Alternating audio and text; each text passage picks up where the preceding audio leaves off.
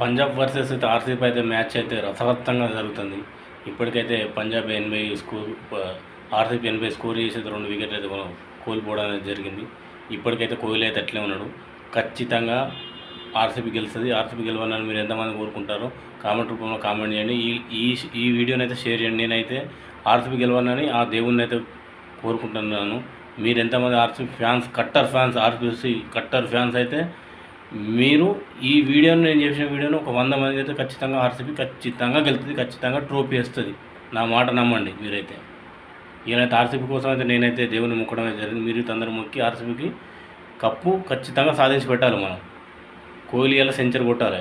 Kohli century కొడతారని comment రూపంలో ఎంతమంది century చేస్తారని మీరు కోరుకుంటారో కామెంట్ రూపంలో కామెంట్ చేయండి. ఇదైతే 100 మందికి షేర్ చేయండి, లైక్ చేయండి. మన ఛానల్ అయితే లేటెస్ట్ అప్డేట్ వీడియోలు అయితే పక్కా మీకు పెడితేనే ఉంటా. పక్కా ఎంటర్టైన్మెంట్ ఉంటుంది. ఇలా మొత్తం ఆర్సీబీ గురించి, పంజాబ్ మ్యాచ్ గురించి ఉంటుంది, ఐపీఎల్ నుంచి ఉంటుంది. ఇలా ఆర్సీబీ ఖచ్చితంగా 300 టార్గెట్ ఇవ్వాలి. అట్లయితే కప్పు కడుతుంది.